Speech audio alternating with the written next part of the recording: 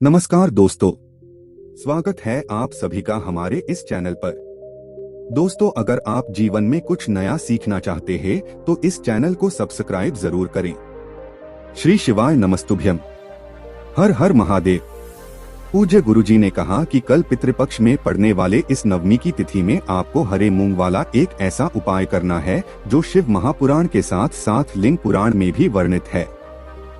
गुरुजी कहते हैं कि हरे मूंग के दानों से किया गया ये उपाय आपके जीवन में धन धान्य की वृद्धि तो करेगा ही साथ अगर आपके बच्चों का पढ़ाई लिखाई में मन नहीं लगता है, उनकी गलत संगत हो गई है, उनमें बुद्धि ज्ञान विवेक की कमी है तो उनमें भी सुधार करेगा और आपके व्यापार में आपकी नौकरी में भी वृद्धि करेगा, जिससे आपको धन धान्य की प्राप्ति होगी और आपके जीवन से दुख का तथा दरिद्रता का एवं दुर्भाग्य का सदैव के लिए अंत हो जाएगा।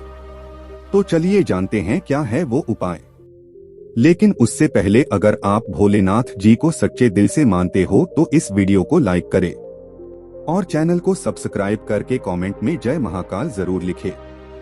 देखिए, पूज्य गुरुजी ने कहा कि पितृपक्ष वाली यह महानवमी है तो इसलिए आपको ये उपाय करना चाहिए। ये उपाय आपके जीवन में धन धान्य की सारी कमी को दूर कर देगा और माता लक्ष्मी स्वयं आपके घर में आकर विराजमान हो जाएंगी। देखिए, इस वीडियो में हम पूज्य गुरुजी द्वारा बताए गए दो विशेष उपायों के बारे में बात करेंगे। पहला उपाय आपके जीवन में चल रही धन धान्य की समस्या को दूर करेगा, बच्चों पढ़ाई लिखाई में मन लगेगा। और दूसरा उपाय उन लोगों को करना है जिनके जीवन में कष्ट बहुत ज्यादा है, समस्याएं बहुत ज्यादा है, आए दिन कोई न कोई परेशानी खड़ी रहती है, किसी रोग से परेशान हैं या फिर उनकी कोई विशेष मनोकामना है, तो पूज्य गुरुजी ने कहा कि दूसरा उपाय ऐसे लोगों को करना है। तो चलिए बात करते हैं गुरुजी द्वारा बताए गए खास उपायों के बारे में। देखें, इस उपाय के लिए सबसे पहले आपको जरूरत पड़ेगी एक लोटा जल की। लोटा तांबे कर लेंगे और उसमें जल अपने किचन से लेंगे। फिर इसे के साथ आपको लेना है एक बेलपत्र। बेलपत्र कहीं से भी कटी फटी नहीं होनी चाहिए और बेलपत्र की डंडी के आखिर में जो दूर होती है यानी जो डंठल होता है, जिसे हम लोग गांठ कहते हैं, उसको आप तोड़कर हटा लेंगे। अगर आपके पास बेलपत्र नहीं है तो शिवालय जाकर शिवलिंग के ऊपर चढ़ी हुई बेलपत्र को उठाकर जल से शुद्ध करके आप उसका भी इस्तेमाल कर सकते हैं। इसी के साथ आपको थोड़ा सा शहद लेना है। देखिए, आपको 7 बूंद शहद लेना है। यह शहद आपको इस एक लोटा जल में ही डालना है और यह कार्य आप अपने घर से ही कर लेंगे। इसलिए आप एक एक करके 7 बूंद शहद इसे एक लोटा जल में पहले से ही डालेंगे। फिर सबसे आखिर में आपको लेनी है चने की दाल। 41 चने की दाल के लेनी है। 41 चने की दाल जो आप लेंगे उनको ध्यान रखेंगे कि वे कहीं से भी टूटी हुई नहीं होनी चाहिए। यानी आप सभी जानते हैं कि चने की दाल तो आधी आधी होती हैं, लेकिन उन आधी दाल भी कहीं कोई टुकड़ा टूटा हुआ नहीं होना चाहिए। इसलिए आपको आधी आधी चने की दाल होती है, वह 41 दिनकर चने की दाल ले लेनी है। अब ये सारी सामग्री लेकर आपको जाना है शिवालय। पूज्य गुरुजी ने कहा कि यह विशेष उपाय आपको इस विशेष तिथि में से सिर्फ और सिर्फ प्रदोष काल के समय में करना है। प्रदोष काल के समय में साक्षात महादेव नंदी में सवार होकर माता पार्वती के साथ इस पृथ्वी लोक का भ्रमण करते हैं। और जब भी हम प्रदोष काल के समय महादेव के सामने कोई उपाय करते हैं तो हमारी मनोकामना महाड़ एक बहुत ही जल्दी से परिपूर्ण करते हैं। तो यह आपको प्रदोष काल के समय में ही करना है।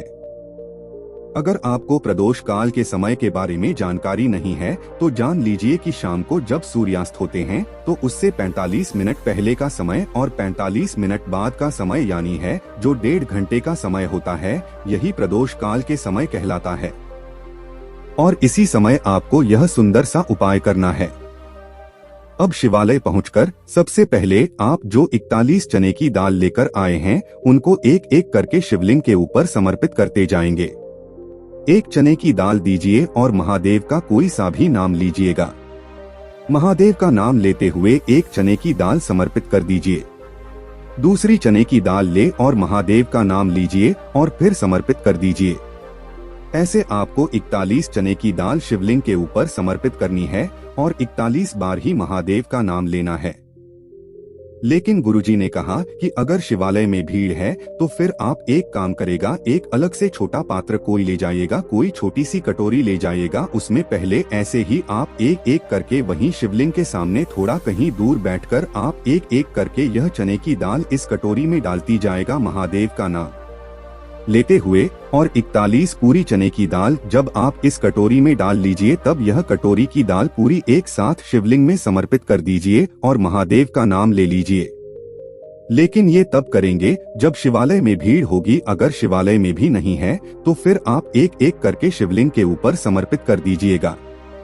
फिर इसके बाद आप जो एक बेलपत्र लेकर आए हैं वह बेलपत्र आपको अपने हाथ में रखनी है और आपके जीवन की जो भी विशेष मनोकामना है जिसके लिए आप यह उपाय कर रही हैं, मान लीजिए आपका भी भाग्य आपका साथ नहीं दे रहा है, जीवन में आपके दुख बहुत, कष्ट बहुत हैं, समस्याएं बहुत हैं, आप कार्य करने के लिए प्रयास तो बहुत करते हैं लेकिन आप लगातार असफल हो रही हैं, आपकी मेहनत रंग नहीं ला रही है, तो आपको मेरे भोले बाबा महादेव से प्रार्थना करनी है। अपने जीवन में चल रही समस्या को दूर करने के लिए आप महादेव से प्रार्थना कर लीजिए और यह एक बेलपत्र आप शिवलिंग के ऊपर जहां अपने चने की दाने समर्पित की है उन्हीं चने की दाल के ऊपर आप एक बेलपत्र समर्पित कर दीजिए। बेलपत्र की चिकनी साइड का हिस्सा चने की दाल में स्पर्श करेगा और बेलपत्र की डंडी आपको अपनी तरफ रख लीजिए। अगर आप दक्षिण दिशा में बैठकर यह उपाय कर रही हैं, तो बेलपत्र की डंडी आप दक्षिण दिशा में रखेंगे या फिर जिस दिशा में आप बैठे हैं उसी दिशा में आपको बेलपत्र की डंडी रखनी है। फिर उसके बाद जो आप एक लोटा जल लेकर आए हैं जिसमें आपने 7 बूंद शहद डाला है, उस जल को आप धीरे धीरे शिवलिंग के ऊपर यानी इसी बेलपत्र के ऊपर धीरे धीरे समर्पित करते जाएंगे और लगातार शिव महापुराण के मूल मंत्र श्री शिवाय नमस्तुभ्यम का स्मरण करते जाएंगे। पूज्य गुरुजी ने कहा कि आपको सिर्फ इतना कार्य करना है इस सुंदर सी पितृपक्ष की नवमी में।